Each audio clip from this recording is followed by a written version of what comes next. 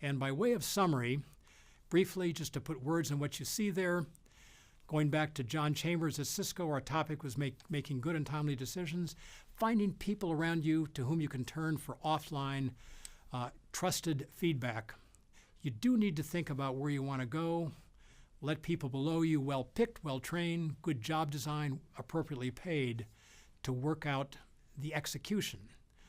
Breathing down their neck is going to undercut that, so convey intent with no micromanagement. Number 3, think about that firefighting team that went into that fire setting in Montana.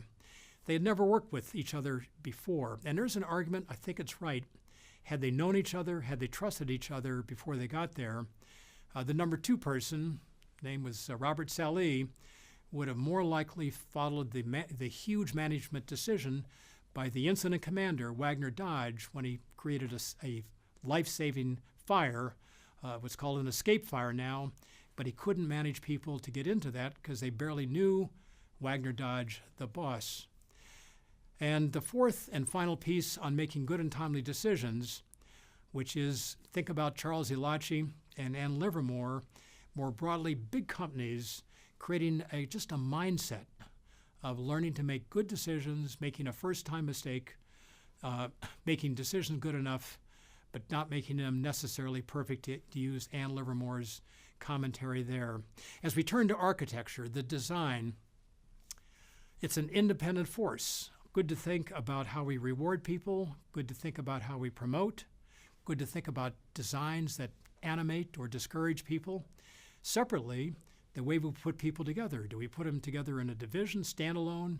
Do we have people reporting, call that a profit and loss design?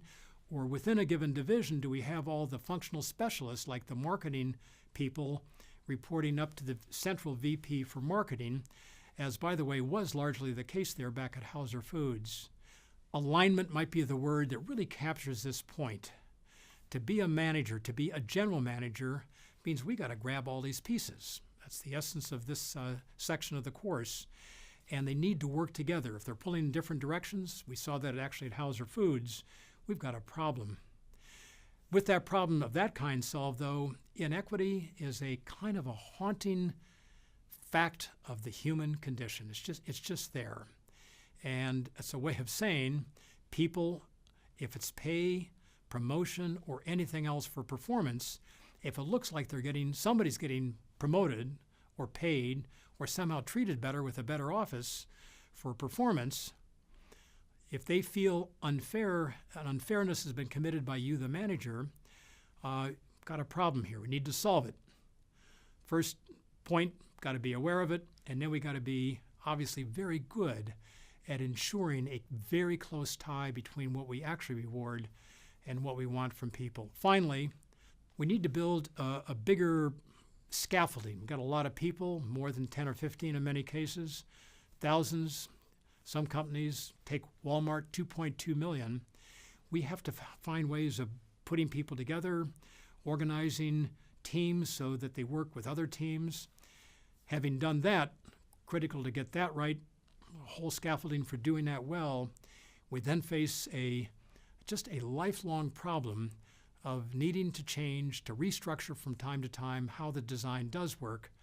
And for that, we've ended with the basic notion when you take a design as a manager that maybe you've been given, maybe you even helped create, to get people to go with you, a burning platform, and going for their head and their heart, probably pretty important for your future.